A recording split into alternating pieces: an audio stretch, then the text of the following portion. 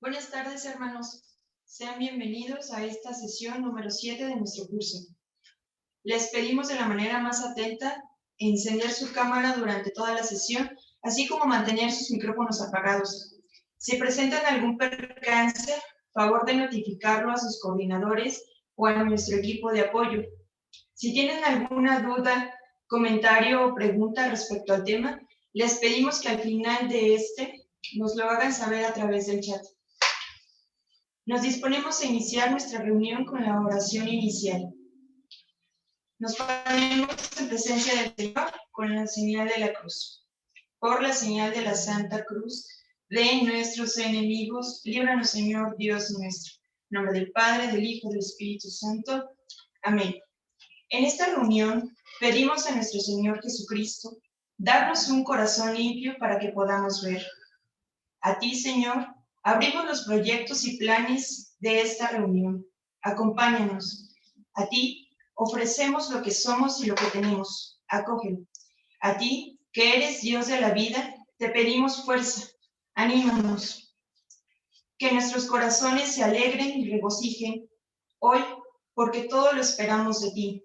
Espíritu Santo, danos la sabiduría y el entendimiento para comprender tu mensaje. Dígnate purificar nuestros corazones, sé nuestro único inspirador y el autor de nuestros pasos, para poder ser testigos activos y fuertes de tu mensaje. Amén. Padre nuestro que estás en el cielo, santificado sea tu nombre. Venga a nosotros tu reino, hágase tu voluntad en la tierra como en el cielo. Danos hoy nuestro pan de cada día. Perdona nuestras ofensas, como también nosotros perdonamos a los que nos ofenden. No nos dejes caer en la tentación y líbranos del mal. Amén.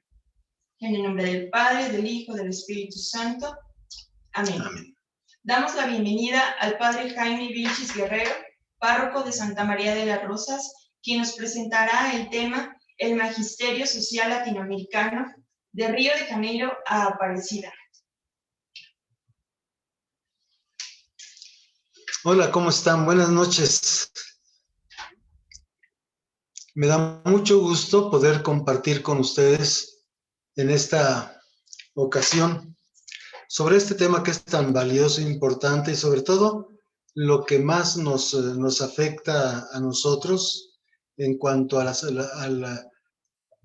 lo que nuestros obispos nos han compartido. El Magisterio Social Latinoamericano, de Río de Janeiro a Aparecida. Es toda las enseñanzas del Magisterio Latinoamericano que exigen generar estructuras que permitan vivir con dignidad. Como nos hemos podido dar cuenta desde los orígenes de la Iglesia, desde tiempos de los apóstoles, ha habido siempre una preocupación por los pobres.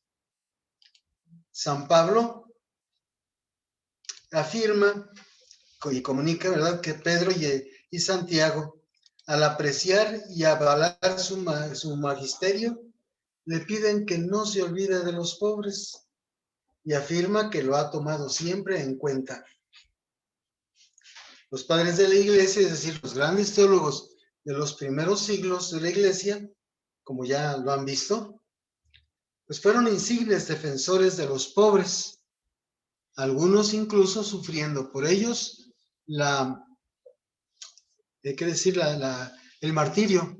Ahorita recuerdo, por ejemplo, a San Lorenzo, que cuando quisieron, después de que martirizaron y asesinaron al Papa, a él no lo quisieron asesinar porque les pedía, sabía que él tenía el tesoro de la Iglesia, pensaban que tenía muchos bienes y le pidieron que les diera esos bienes.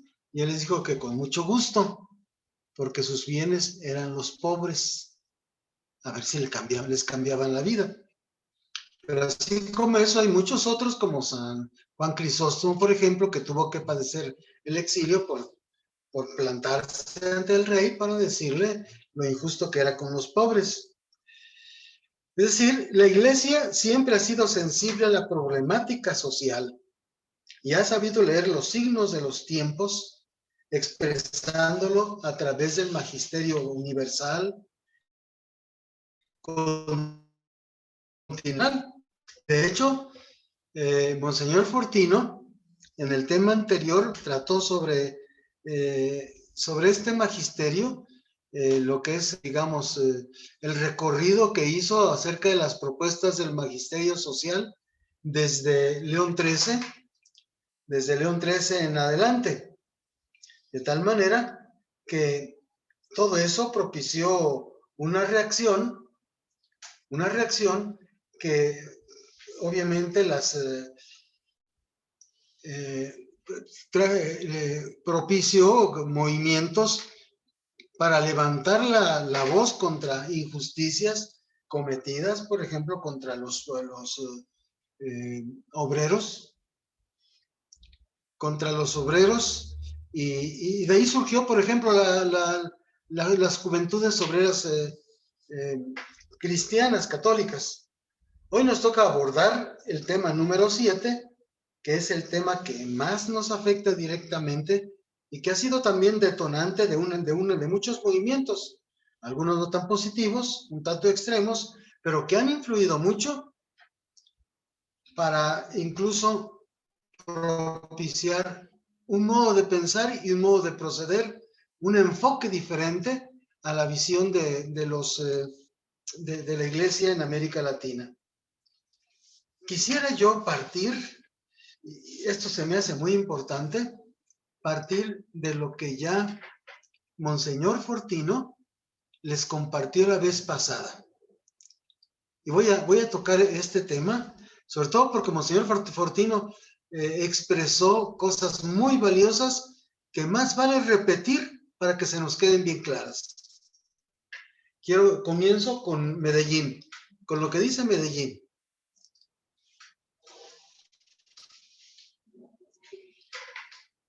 En el texto de Medellín, ante todo, se nos dice, la iglesia latinoamericana tiene un mensaje para todos los hombres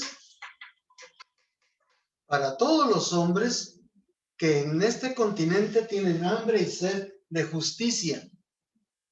El mismo Dios que crea al hombre a su imagen y semejanza, crea la tierra y todo lo que en ella se contiene para uso de todos los hombres y de todos los pueblos, de modo que los bienes creados puedan llegar a todos en forma más justa, y le da poder para que solidariamente transforme y perfeccione el mundo.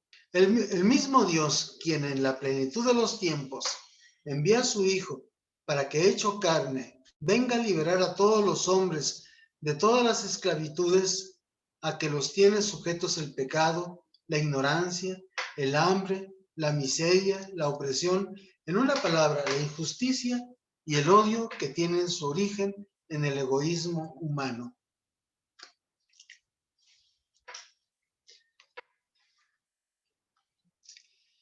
Desde aquí, pues, vamos a repetir lo que presenta Monseñor Fortino, sobre todo para tratar de ver cómo lo que enseña la Iglesia, el magisterio de la Iglesia, es vinculante y trata de que en todo mundo lo asumamos, porque de esta forma es como podemos dar respuesta a las necesidades profundas del ser humano y sobre todo de los más necesitados.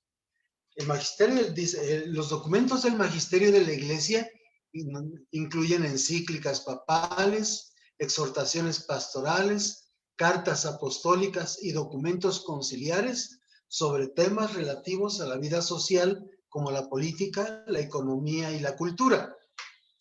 Todas las manifestaciones recopiladas a lo largo de la historia se conocen como doctrina social.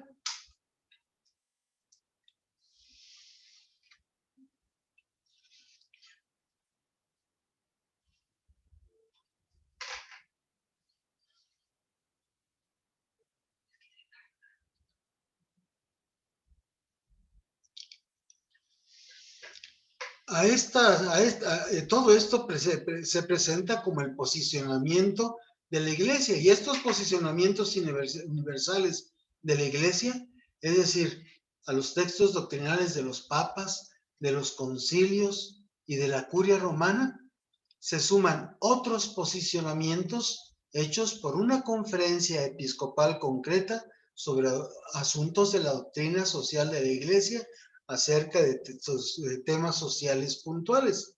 Es decir, lo que por un lado nos presenta la iglesia desde los textos de los papas, los concilios o de la curia romana, junto con ellos también la reflexión que hacen las distintas conferencias episcopales, el asunto es lo que viene siendo la doctrina social de la iglesia. De tal forma que todo esto no son sino expresiones de el pensar de la iglesia que lleva consigo, obviamente, el asumirlo para ponerlo a funcionar en los distintos países y en las distintas regiones. Ahora, ¿quién determina qué es la doctrina social de la iglesia? Todos los miembros de la iglesia, en consonancia con sus tareas y carismas, participan en la creación de una doctrina social.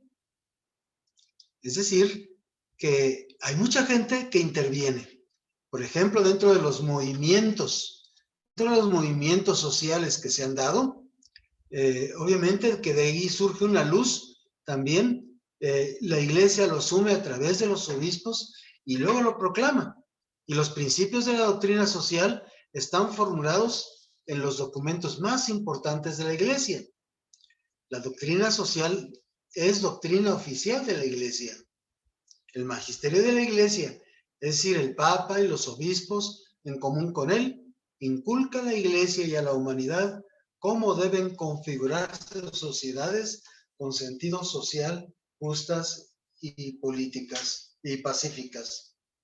Entonces, algo muy importante es precisamente entender que todo mundo interviene de muy distintas maneras en que se comparten. Ahorita me pongo a pensar, por ejemplo, cuánta luz dio la experiencia de los sacerdotes obreros, que obviamente esto lo vio la iglesia, lo precisó y podríamos decir, expresó también después la importancia de orientar de alguna forma todas estas experiencias. Por eso, en su continua atención por el hombre en la sociedad, la iglesia ha acumulado así un rico patrimonio doctrinal, un corpus doctrinal. Eso es lo que se llama el magisterio de la iglesia, es el corpus doctrinal que tiene sus raíces, obviamente, en la Sagrada Escritura, especialmente en el Evangelio y en los escritos apostólicos de los padres de la iglesia. Así como también los grandes pensadores de la iglesia, los grandes doctores, como los de la Edad Media, el medioevo. Así, de esta forma se va constituyendo y se organiza toda una doctrina que la comunidad eclesial va reconociendo progresivamente. Y de esta forma es también cómo evoluciona el pensamiento de la misma iglesia y se va precisando muchas cosas. Pero la iglesia no ha pretendido ofrecer soluciones científicas a los problemas técnicos, económicos y sociales, como si fueran recetas políticas o prescripciones legales detalladas. Es decir, hay aspectos que no le corresponde hacer a la iglesia. Las acciones, las determinaciones, ya la realización de políticas que favorezcan al ser humano, eso lo tienen que llevar el gobierno. Pero lo que la iglesia ofrece es mucho más importante, porque presenta a la luz de la antropología que la Biblia presenta en torno al ser humano, nos ofrece un conjunto de ideales y valores morales que destacan y afirman la dignidad del hombre en la sociedad. Es fundamental la exaltación del ser humano en el sentido de darle su lugar en el contexto de la historia y del momento en que se vive. Y la aplicación de tales principios a las concretas y diferentes realidades económicas, políticas y sociales puede aportar una mayor justicia y paz para todo el mundo, que dé como resultado un auténtico desarrollo humano y una auténtica liberación de la opresión, la pobreza y la injusticia en favor del hombre en sus comunidades sociales. Todo tiene como origen ideales que favorezcan el desarrollo del hombre y una vida digna, digna a su condición de imagen y semejanza de Dios. Es así como la doctrina social de la Iglesia contribuye al bien común universal, a fin de que se realice la visión del salmista, que en la justicia y la paz se besen. Es decir, de esta manera la Iglesia quiere contribuir y contribuye. Y por esta razón es tan importante que se asuma.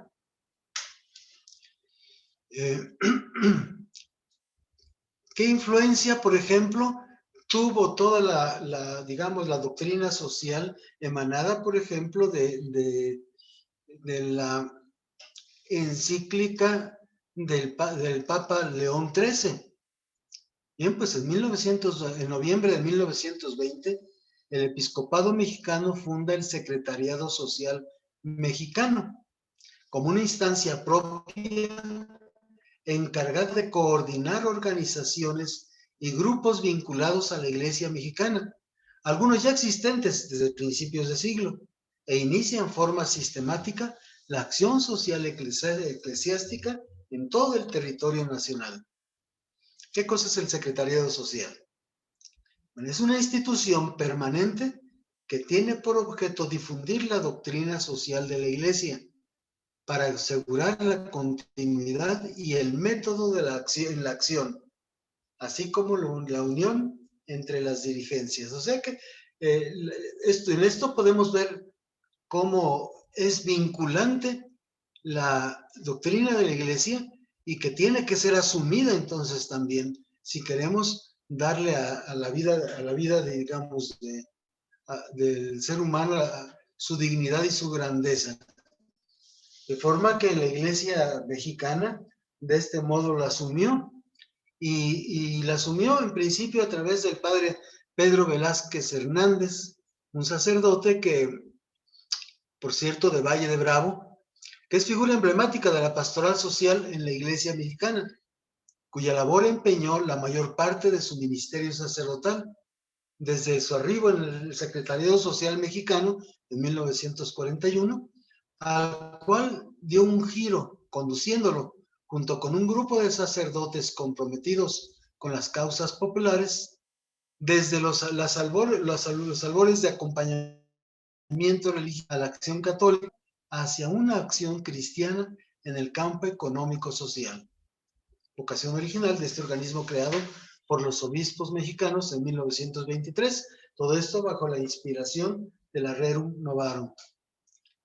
De manera, este sacerdote fue fundamental porque orientó el trabajo del secretariado a cosas muy concretas, a la creación y promoción de centros sociales de formación, investigación y acción, equipos sacerdotales de pastoral social, uniones campesinas, la Unión Mexicana de Trabajadores Sociales, la Federación de Escuelas Rurales, la Fundación Mexicana Alfabetizadora, la UBAC, la Unión de Empresarios Católicos, la Juventud Obrera Cristiana, la JOC, la Juventud Obrera Cristiana Femenina, el Frente Auténtico del Trabajo, el Movimiento Cooperativo, la Confederación Nacional de Cajas Populares, el Centro Operacional de Vivienda y Poblamiento, COPEVI, entre muchas otras.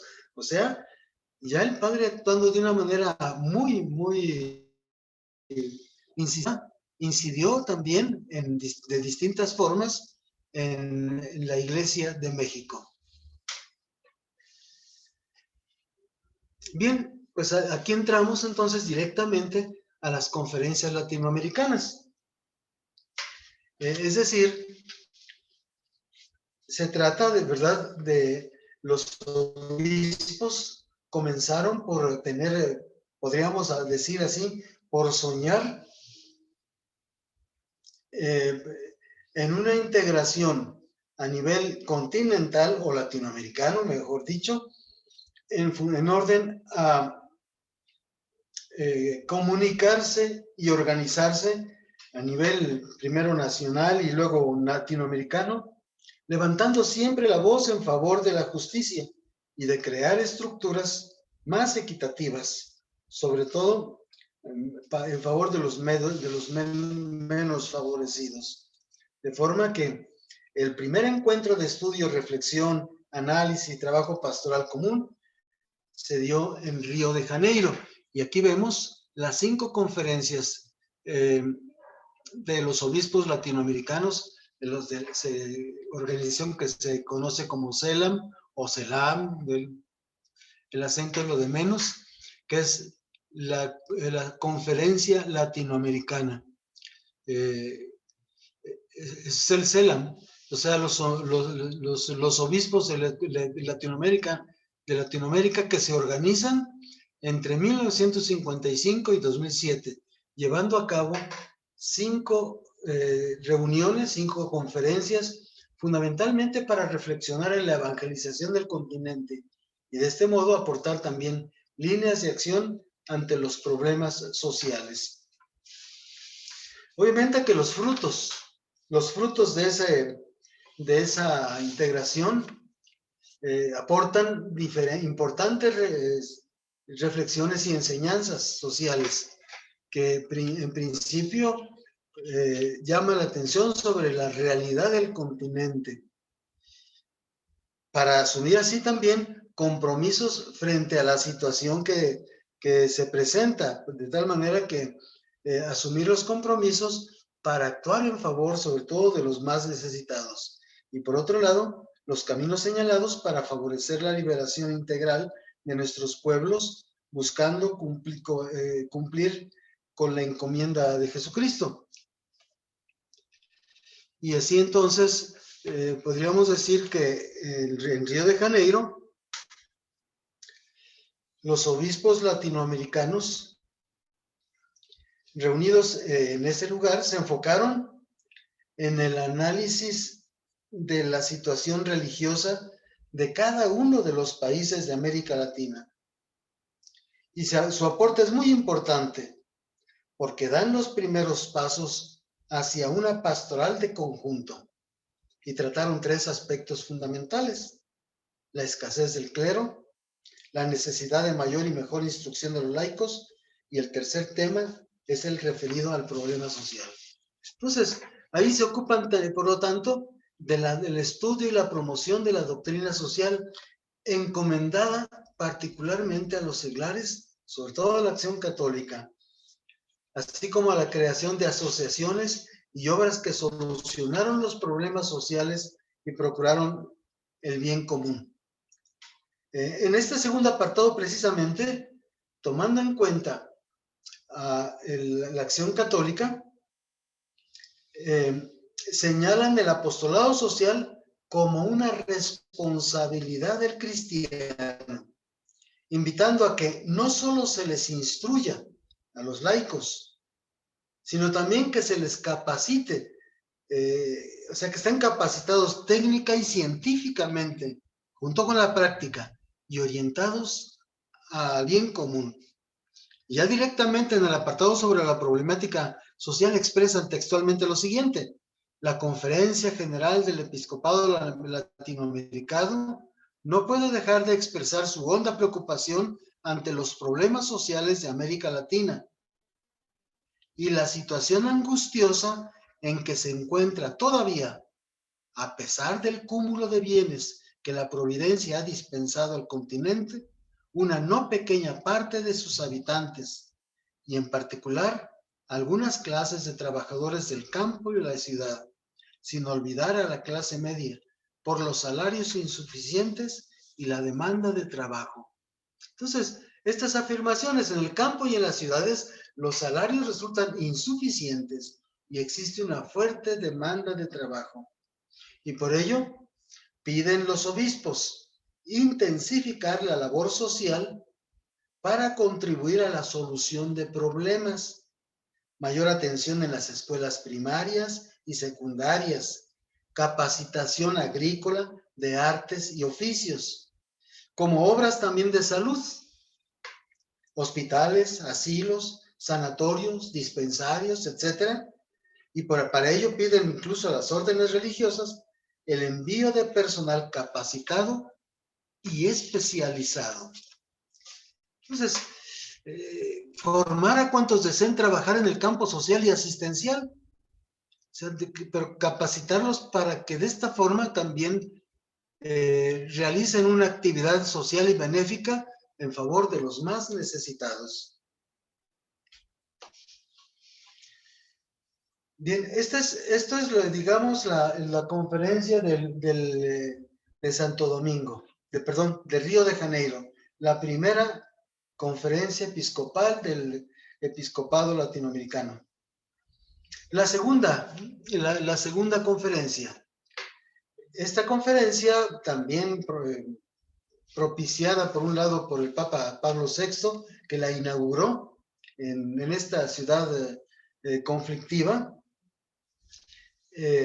Una ciudad con una revuelta un poquito especial, ahorita veremos un poquito, que fue clave en el desarrollo de la visión de la Iglesia por las reacciones que provocó.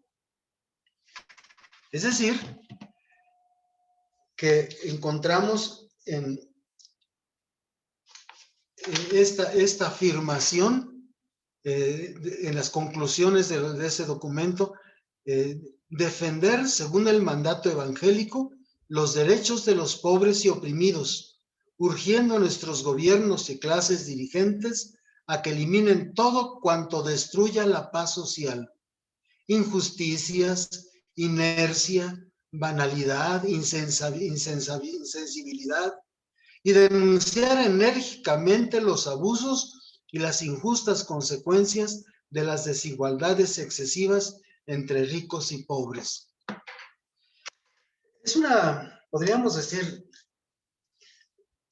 una conferencia clave dentro de lo que puede ser el magisterio, podríamos decir, de la Conferencia Episcopal de América Latina, del CELAM. El texto se llama La Iglesia en la actual transformación de América Latina a la luz del concilio, porque lo que hace lo que pretendió hacer fue fundamentalmente hacer nuestra toda la renovación del Concilio Vaticano II. Esto se compone de 16 documentos breves agrupados en 3 grandes temas: promoción humana, evangelización y crecimiento de la fe, la Iglesia visible y sus estructuras. Apertura una amplia repercusión en América Latina y es fiel expresión del contexto social y eclesial de la región. Sí es importante, incluso hasta para entender un poquito toda su postura, varios aspectos que en ese año sucedieron, varias realidades, varios eventos que, como que tuvieron una cierta, ¿cómo decir? Pues incidencia frente a los gobiernos, exigiendo justicia, exigiendo equidad, exigiendo también políticas transparentes, exigiendo, o sea, una situación especial, por ejemplo, el Mayo francés, en que los estudiantes se levantan y se levantan contra políticas de gobierno que son reprimidos por el ejército, obviamente, padecen esto. Lo que fue también a nivel estudiantil, lo que sucedió en México con Tlatelolco, que igualmente desde el rector de la universidad, el rector del Instituto Politécnico Nacional y todos los estudiantes que se levantaron también, que levantaron su voz manifestando su compromiso. De Córdoba no conozco tanto, Córdoba, Argentina, pero de cualquier manera los estudiantes, los jóvenes inquietos por la situación se levantaron su voz. En la primavera de Praga, un acontecimiento también muy interesante, porque cansados del régimen comunista, quisieron podríamos decir que se cambiara esta situación y asumieron actitudes los jóvenes bien interesantes. Entre otras cosas, obviamente que no vamos nosotros a ver si estuvo bien, estuvo mal. Lo importante es quizá la actitud, porque por un lado hubo quienes se plantaron así frente a los digamos, a los instrumentos de estos de guerra que traían los soviéticos, para detener toda su maquinaria, como también quienes se prendieron fuego, y puros jóvenes que de esa manera se enfrentaron a un régimen injusto. Coincidió con la revolución cultural de China también, con Mao Zedong, que pues obviamente llevó consigo el régimen comunista y de una manera atroz apagó pues todas las inquietudes que pudiera haber de desarrollo, digamos, pluralista en China, asumidas muy digamos, apabullantes con respecto al pueblo chino. Y la guerra de Vietnam, que asumió también en esos tiempos un matiz diferente, porque también los jóvenes se manifestaron en contra de ellos. Había una situación un poquito especial por ahí, pero fundamentalmente eso. Vale la pena recordar, por ejemplo, el Cassius Clay, después Mohamed Ali, que no quiso enrolarse en el ejército, en el servicio militar, porque dice, no tengo por qué pelearme con mis hermanos, ni matar gente nada más porque sí. Es decir, una actitud crítica de esta situación, de forma que este entorno social, podríamos decir que en América Latina se manifestó fundamentalmente en la atención de los pobres.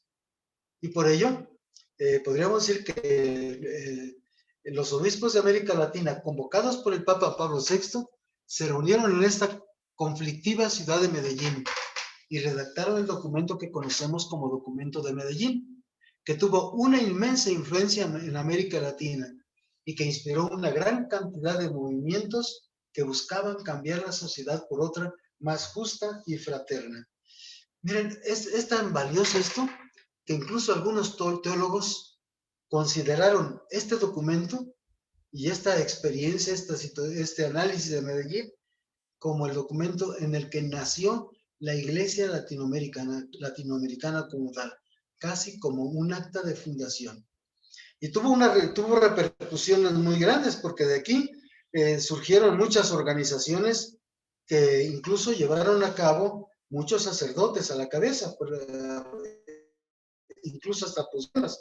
Por ejemplo, la guerrilla que organizó en Colombia el padre Camilo Torres, todo lo que fue la teología de la liberación, de ahí surgió, y Gustavo Gutiérrez, me parece que en el 1969, con su texto de teología de liberación, y otros que llevaron un poquito más extremo, con influencia marxista, todo el pensamiento latinoamericano, que trajo consigo, por un lado, sí, una profunda conciencia del valor del pobre y de su promoción, como también provocar tensiones fuertes en la iglesia y en la sociedad. Fue pues un documento muy, muy importante. Pasamos ya a esta, digamos, al documento de Puebla, que entre otras cosas, quiero leerles el texto que tenemos aquí del documento de Puebla, en donde se habla precisamente de una situación especial surgida y que de Medellín, pero que Puebla quiso poner digamos, en un plan mucho más de acuerdo con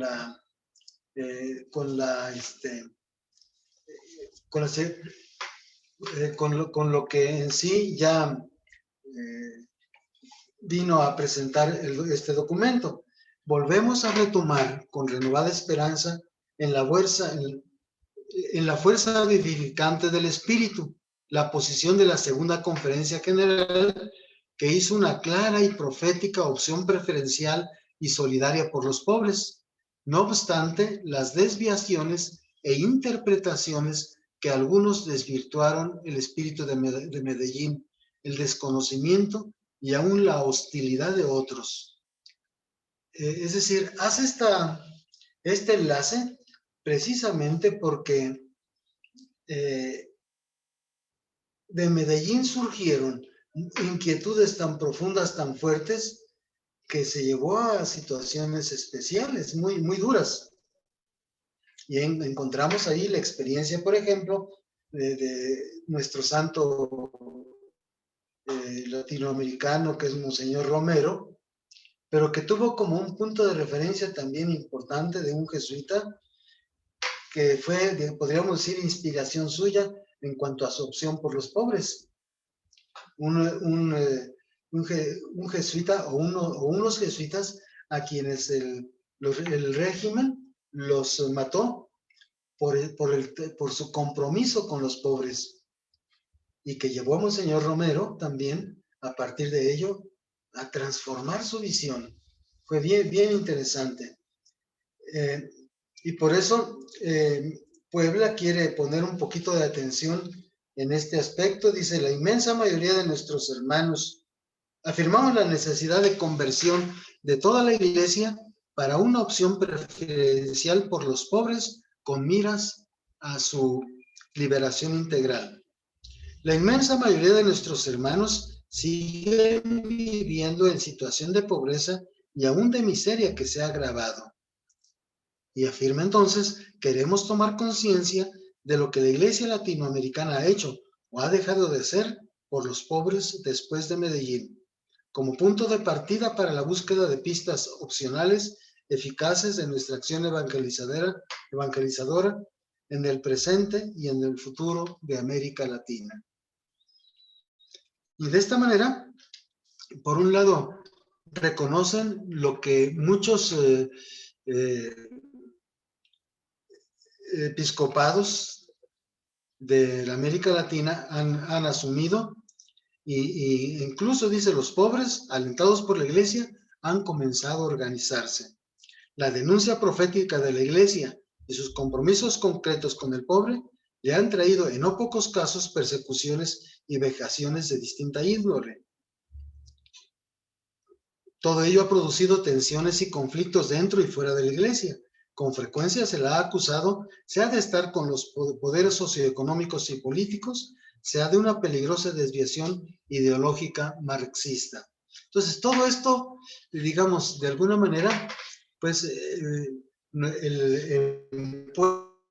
Puebla, para presentar la opción por los pobres desde esta perspectiva. Por esta razón, afirman: la opción preferencial por los pobres tiene como objetivo el anuncio de Cristo Salvador, que los iluminará sobre su dignidad, los ayudará en sus esfuerzos de liberación de todas sus carencias y los llevará a la comunión con el Padre y los hermanos mediante la vivencia de la pobreza evangélica. Algo fundamental, parte de Jesucristo. Es desde aquí, desde donde podríamos decir Puebla enfoca. Es Cristo, no otro tipo de, vamos, sale del Evangelio, no tiene otro tipo de fuente más que Jesucristo y su mensaje. Entonces, Puebla mantiene así el espíritu de Medellín y abren nuevos horizontes a la esperanza. Y es fundamental esto: su opción por los pobres es preferencial, no exclusiva, porque de alguna forma se había ido al extremo de solamente optar por los pobres y nada más, y denunciar a los ricos, o sea, estar en contra de los ricos. Y por ahí no iba la visión de la iglesia. Ante el desequilibrio económico, pide una convivencia humana, fraterna y digna, construir una sociedad libre y justa. Así las estructuras políticas, sociales y económicas injustas deben cambiar a la par de una mentalidad de una vida digna. Y esto es algo muy importante. Lo que inspira, por lo tanto, lo que inspira es Jesucristo. No inspiran las ideologías, esto lo veremos con Santo Domingo. Así la Iglesia está llamada a vivir la existencia evangélica de la pobreza, solidarizarse con los pobres y rechazar la vida opulenta, para dar testimonio, atraer a otros y practicar la caridad. Es importante ya no solamente hablar, sino también ser testigos.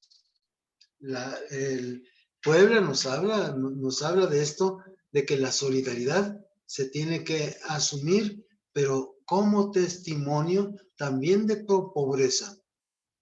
Condena la pobreza extrema por situaciones estructurales, económicas, sociales y políticas injustas. Y sí, efectivamente lucha y propone un cambio de estructuras que favorezcan más al necesitado.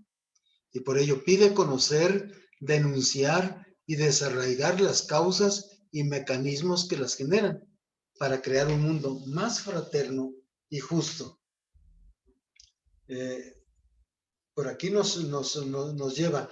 Las resonancias de la Conferencia Episcopal de Puebla en la diócesis de Toluca, pues llaman la atención. Monseñor Alfredo Torres Romero, segundo obispo de Toluca, fue el presidente de la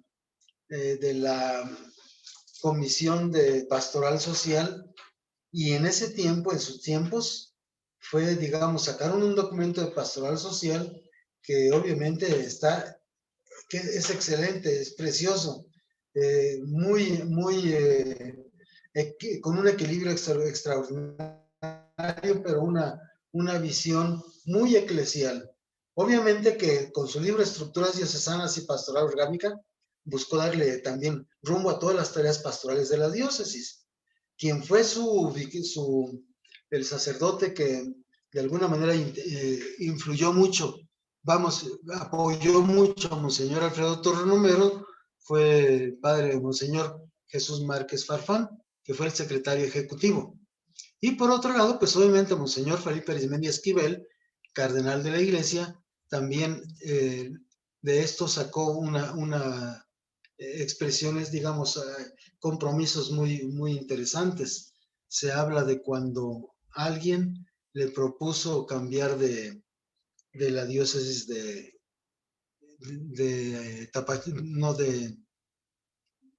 no de Tapachula, sino de San Cristóbal de las Casas.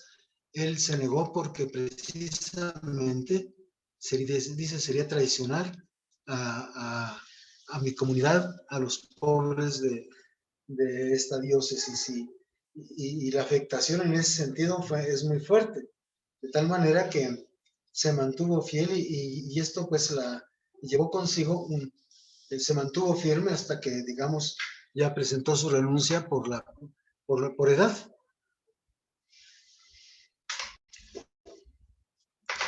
Vamos a pasar ya, por lo tanto, ya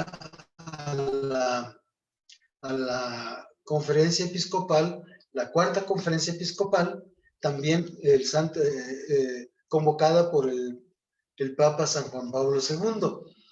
Y dentro de ello, la cuestión social es parte del mensaje cristiano y de la misión evangelizadora de la Iglesia. Santo Domingo reafirma la opción preferencial por el pobre, basándose siempre en los criterios de la palabra de Dios. Porque como bien afirma, y Puebla quiso dejar en claro, y aquí se reafirma, la búsqueda y práctica de la justicia social no proviene de ninguna ideología o corriente política.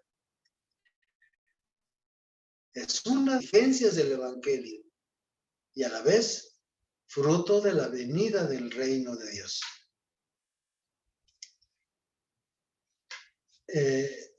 Esta conferencia, de alguna manera, asume lo que Puebla describe como los rostros presentando la realidad de todos los pobres en América Latina, los rostros sufrientes de Jesucristo. De nuevo los asume y los presenta, de tal manera que con ello lanza los desafíos, en primer lugar, denunciar la violación de los derechos humanos por la pobreza extrema y las estructuras injustas, la intolerancia política y la indiferencia. Algo también que daña mucho es precisamente la indiferencia. Y podríamos decir un pensamiento en donde se mantiene la visión de estructuras ególatras. Vienen entonces los derechos humanos, es decir, la reconciliación y la justicia para superar todo tipo de discriminación y privilegiar el desarrollo de todos. Y aquí comienza a hablar de la ética ecológica, que no debe de ser utilitarista ni individualista, o sea, no solamente para sacar provecho personal y buscar solamente enriquecerse de forma personal. Por ello, preservar la justicia y el derecho para acceder a los bienes de la creación. Si todo eso, podríamos decir, Dios pensó, hoy hablamos en el lenguaje de su santidad Francisco, del Papa Francisco, en nuestra casa común. Bien, pues es que todos tenemos derecho de disfrutar, de acceder a los bienes de la creación. Apoyar la creación de una economía solidaria, por lo tanto que tenga muy en cuenta el desarrollo y de alguna forma de todos, sobre todo los más pobres. Proporcionar al trabajador un salario suficiente y una justa protección, algo fundamental para vivir y sobrevivir. Fomentar la equidad para mitigar la migración. Ya se toca el tema de la migración, que obedece a un problema de inequidad entre las leyes sobre el trabajo, el seguro social y la injusta economía neoliberal. Ya se comienza a denunciar este tipo de situaciones, sobre todo la economía neoliberal. Y llegamos a la Aparecida.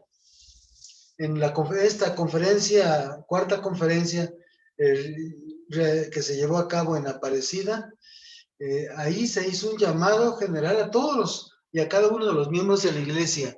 En primer lugar, a apreciarnos más como discípulos, pero también misioneros. Hay que ver que Jesucristo, al formar a los 12, nunca dejó de considerarlos discípulos. Por lo tanto, todos somos discípulos y a todos los miembros de la iglesia nos llama a convertirnos en discípulos y misioneros de Jesucristo, que es fuente de vida plena y digna para todos, y que nada humano resulte extraño o ajeno. Y por lo tanto, considera la urgencia de dar respuesta a temas relacionados a lo sociocultural, económico, sociopolítico, étnico y ecológico. La globalización, la injusticia estructural de los pueblos latinoamericanos. Todo con esta visión de discípulos y misioneros, llevar siempre el sello de Jesucristo para dar respuesta a toda la realidad que se nos presenta en todos los aspectos, en lo sociocultural, económico, sociopolítico, étnico y ecológico. Las implicaciones sociales para los discípulos y misioneros. Estas reflexiones de Aparecida versaron sobre las situaciones precarias de violencia o persecución que orillan a muchos a vivir en las calles o emigrar. Ya nos ofrece esta visión de algo que podríamos decir, podemos nosotros ver, y por lo tanto es importante tomarlas en consideración. Y no solamente eso, sino la necesidad también de un compromiso por crear situaciones y, compromiso por algo diferente que favorezca a los más necesitados. La necesidad, por lo tanto, de comprometerse por una economía solidaria y un desarrollo integral sustentable que busque el bien común global. Obviamente que particularmente se busca que se crean estructuras que favorezcan un orden más justo en lo social, en lo económico y político, que haya equidad y posibilidad para todos, no solamente para aquellos que manejan la política, la economía, que favorezcan los distintos aspectos de la vida política, en orden a no ser solamente, buscar solamente lo que conviene a determinado sector. Y por esta razón, el deber de la Iglesia ciertamente es ser abogada de la justicia y defensora de los pobres ante intolerables desigualdades sociales y económicos. Todo esto lo encontramos en el documento de Aparecida.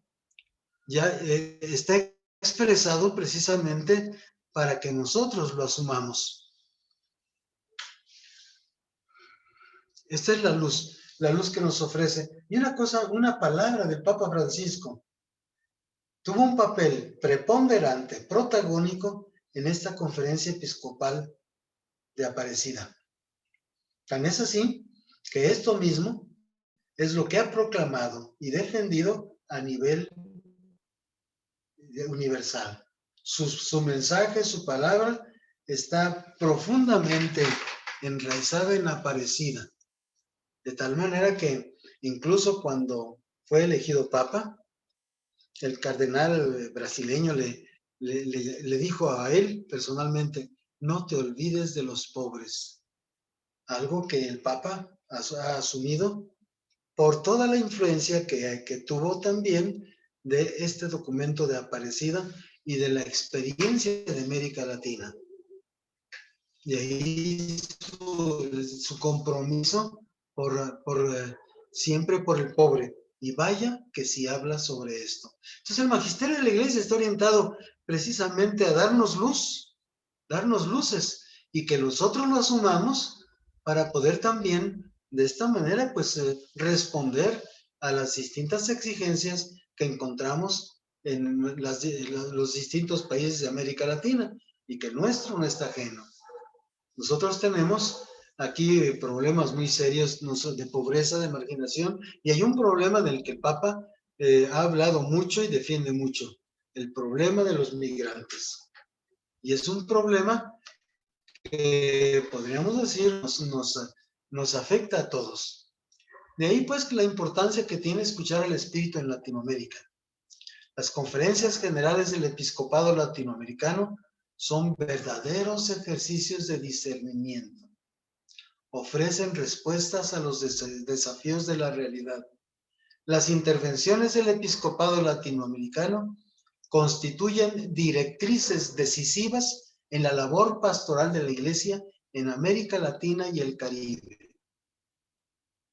Ante la difícil realidad de nuestros países, donde la pobreza, el subdesarrollo, la falta de oportunidades y las marcadas diferencias económicas, la Iglesia latinoamericana se ha propuesto oír la voz del Espíritu para evangelizar y transformar desde dentro la realidad misma con su influjo. Algo que es pues muy importante para nosotros, sobre todo lo vinculante que es, y que es importante también conocer el magisterio latinoamericano. Nos llama a nosotros también a asumir la responsabilidad también de llevar a cabo la labor de la Iglesia en nuestro contexto histórico y social. Una palabra sobre algo que dice el Papa Benedicto, sobre todo cuando habla de cómo el quehacer de la Iglesia es exigencia de caridad. La carta encíclica de Benedicto XVI sobre el amor cristiano menciona dos datos esenciales. La naturaleza íntima de la Iglesia se expresa en una triple tarea: el anuncio de la palabra de Dios, querigma, martiria, testimonio, celebración de los sacramentos, liturgia y servicio de la caridad, diaconía. Son tareas que se implican mutuamente y no pueden separarse una de otra. Para la Iglesia, la caridad no es una especie de actividad de asistencia social, que también se podría dejar a otros, sino que pertenece a su naturaleza y es manifestación irrenunciable de su propia esencia. Es fundamental esto tomarlo en cuenta, porque para entender que toda la doctrina social y toda la actividad social de la Iglesia no es sino también resultado de la asimilación de la palabra de Dios, de la que es importante celebrarla, celebrar la palabra, celebrar la actividad divina en favor nuestro, pero que se plasma a través de la caridad. Y por lo tanto, el modo de dar de nuestra fe, de nuestra esperanza, va a ser a través de la caridad, del servicio social, de la pastoral social. La Iglesia es la familia de Dios en el mundo, y en esta familia no debe haber nadie que sufra por falta de lo necesario. Pero al mismo tiempo, la Caritas Agape supera los confines de la Iglesia. La parábola del buen samaritano sigue siendo el criterio de comportamiento y muestra la universalidad del amor que se dirige hacia el necesitado encontrado casualmente, quien quiera que sea. O sea, no solamente es para los que somos católicos y en favor de los que somos católicos. No, la caridad nos lleva hacia el ser humano que padece, que necesita de nosotros. Y todo esto precisamente lo podemos entender a la luz de la pastoral social, del magisterio latinoamericano, que nos presenta fundamentalmente qué hacer y por razones y las actividades a realizar, digamos, en favor de los demás. No obstante, quedando a salvo la universalidad del amor, también se da la exigencia específicamente eclesial de que precisamente en la Iglesia misma como familia, ninguno de sus miembros sufra por encontrarse en necesidad. En este sentido siguen teniendo valor las palabras de la carta a los Gálatas. Mientras tengamos oportunidad, hagamos el bien a todos, pero especialmente a nuestros hermanos en la fe. Y es importante mirarnos de esta forma. Somos hermanos y por lo tanto atendernos nos corresponde, sobre todo a los más necesitados. Esto es lo que nos enseña el magisterio de la pastoral social de la Conferencia Episcopal de América Latina, del CELAM, digamos, en todo el referente a la pastoral social, que es importante asumir. Bien. De esta manera presentamos lo que es una síntesis de lo que ha sido pues el magisterio social latinoamericano. Río de Janeiro, 1955, que por cierto, en su texto está equivocado, está puesto en 1985, es 1955. Medellín, 1968, y podríamos decir en síntesis lo que nos van presentando. Puebla, 1979, Santo Domingo, 1992 y Aparecida, 2007. Aquí tenemos la síntesis de todo lo que hemos visto. Y con esto termino yo, pues, diciendo y presentándoles esto que es fundamental. ¿A qué acciones puedo comprometerme en mi decanato y en mi parroquia para cooperar en la transformación de mi entorno? Esto es precisamente lo que les invito a pensar, pero también a compartir. Y quisiera que esto pudiera quedarse como la actividad a realizar a nivel parroquial. ¿A qué acciones puedo comprometerme en mi decanato y en mi parroquia para cooperar en la transformación de mi entorno. Esto es fundamental porque miren, uno puede decir es que esto es muy bonito y pues meterme en un curso, en una actividad de esta naturaleza, pues qué bonito, qué bonito es todo esto. Y, la verdad, y ponernos a contemplar cuántas cosas nos enseñan nuestros obispos. Sí, pero si esto es vinculante, ¿yo qué puedo hacer? ¿Qué puedo hacer? ¿Cómo puedo ponerme en mi parroquia, digamos, para organizarme, para realizar acciones que favorezcan la transformación de mi entorno? Yo les pido que a nivel parroquial esto se dialogue y haya un compromiso, digamos, ya no de buenas intenciones, porque de buenas intenciones está empedrado el infierno, sino directamente, ¿cómo puedo yo, junto con los de mi parroquia, cómo puedo yo asumir esta doctrina y estas acciones para la transformación de mi entorno? Hay tantas cosas que, bueno, en ese sentido, a mí me agrada mucho y admiro mucho al Padre David, que nos da tanto, al Padre David y al Padre Emilio, que nos dan tantas luces en esto de la pastoral social y que nos quieren ayudar a comprometernos. A veces los párrocos, y yo puedo hablar en mi caso, nos sentimos con las manos atadas porque de pronto no encontramos quién quiera trabajar en la parroquia para atender acciones o para entablar acciones que favorezcan esta transformación de mi entorno.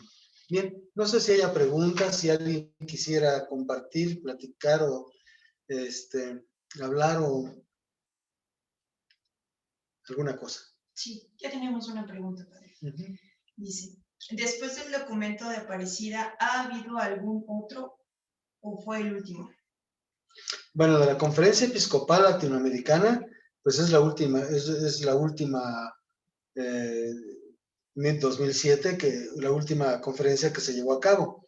Sin embargo, no deja de expresarse y trabajar en torno a este documento en las, digamos, distintas conferencias y que tratan de hacer llegar a cada una de las diócesis, comenzando por la organización arquidiocesana, y desde ahí van las orientaciones que quieren llegar y vincular el compromiso en cada parroquia, que quieren hacer llegar a cada uno de nosotros. Pero en cuanto a nivel latinoamericano, esta fue la última conferencia en la que se reunieron todos los obispos latinoamericanos. Otra pregunta, padre, ¿qué es la teología de la liberación? La teología de la liberación nació como una exigencia de reflexión a partir del pobre en relación también al querer de Dios, a la visión de Dios en torno al ser humano, pero que optó, que está, digamos, teniendo como punto de referencia el hecho de que Jesucristo optó por el pobre y por lo tanto de ahí hacer toda una reflexión que quería vincular a todo el mundo en el trabajo de la transformación de las estructuras injustas. Obviamente que tuvo alguna influencia de parte de algunos de tipo marxista y entonces esto llevó a cabo en ocasiones algunas desviaciones que trajeron también de parte de Roma algunas precisiones, pero que en fin de cuentas su aporte es un aporte muy valioso a la teología de la Iglesia. Se habla entonces, se llama teología de liberación, porque es la reflexión teológica en torno a la situación del ser humano, particularmente del pobre, a partir del pobre y en función de su liberación.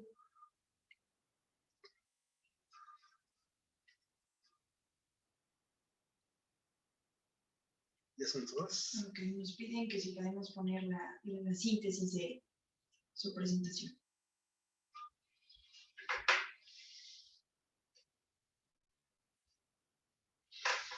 Hay una. una observación ahí en torno a la pandemia. Sí, ahorita lo leemos. Dice,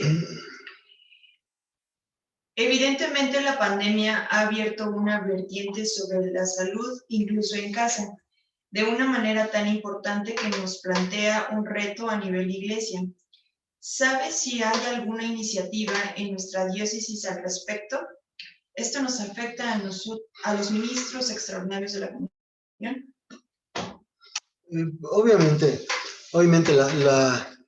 lo que podríamos decir que el que ha surgido del obispo es fundamentalmente cuidarnos, porque forma parte de nuestra, o sea, la salud es primero.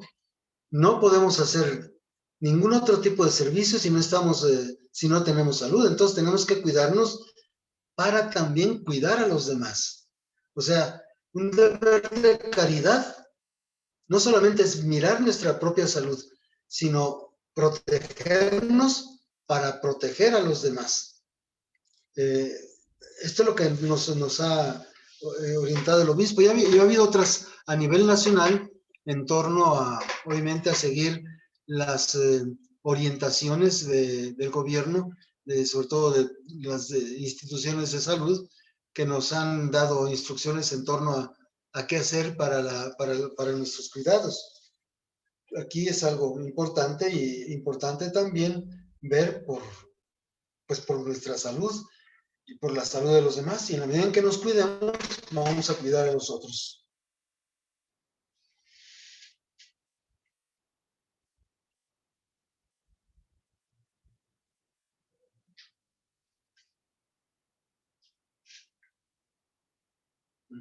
Bueno, creo que ya no hay preguntas, entonces podemos cerrar la sesión, padre, con su oración. Bueno, pues sí. Si no hay nada más que decir, vamos a agradecerle a Dios. Creo que Él nos invita siempre a que, ante todo, a amarnos. Y amarnos, obviamente, significa también promovernos, favorecer con las condiciones de tanto de convivencia como también de respeto, de aprecio, de valoración, de promoción a los más necesitados. No ser indiferentes a ellos y sobre todo a los migrantes, a quienes con mucha frecuencia nosotros despreciamos, pero que son también hermanos nuestros, así como otro tipo de gentes con los que nos cuesta trabajo incluso convivir y aceptar, pero que como gente, como seres humanos y como hijos de Dios, también necesitan digamos, una palabra, siempre una actitud abierta. Hoy, en esta semana, celebraremos el Día de la Mujer y me parece que el también favorecer la atención a la mujer, el respeto a la mujer, digamos, aquello que favorezca el entender la vocación misma que cada una tiene, es algo que nos compete a todos. Por eso, pues, vamos a agradecerle a Dios. Padre Celestial, te agradecemos mucho. Al pensarnos, tú quisiste lo mejor para nosotros, porque tú eres lo mejor para nosotros. Te agradecemos tus luces y te agradecemos por nuestros obispos que nos ofrecen reflexiones que parten de lo que tú nos has enseñado a través de tu Hijo Jesucristo y que nos ayudan a entender mejor nuestra interacción social. Ayúdanos para saber entenderlo y sobre todo asumiendo la actitud de la Virgen María que nos pide que hagamos lo que su Hijo nos dice, que sepamos nosotros dejarnos acompañar por la Virgen de Guadalupe, que tan eficazmente nos ha acompañado, enarbolando siempre la bandera de su Hijo Jesucristo en favor de los más necesitados. Te agradecemos mucho y favorécenos siempre para ser fieles al Evangelio. Dios te salve María, llena de gracia, el Señor es contigo. Bendita tú entre las mujeres y bendito el fruto de tu vientre, Jesús. Santa María, Madre de Dios, ruega por nosotros pecadores, ahora y en la hora de nuestra muerte. Amén. Gloria al Padre, y al Hijo, y al Espíritu Santo. Como en un principio, ahora y siempre, por los siglos de los siglos. Amén. Que pasen buena noche. Me dio mucho gusto poder compartir con ustedes. Gracias.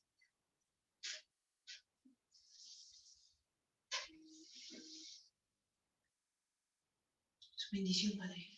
Y que la bendición de Dios Todopoderoso, Padre, Hijo y Espíritu Santo, descienda sobre ustedes y permanezca siempre. Amén. Buenas noches. Buenas noches.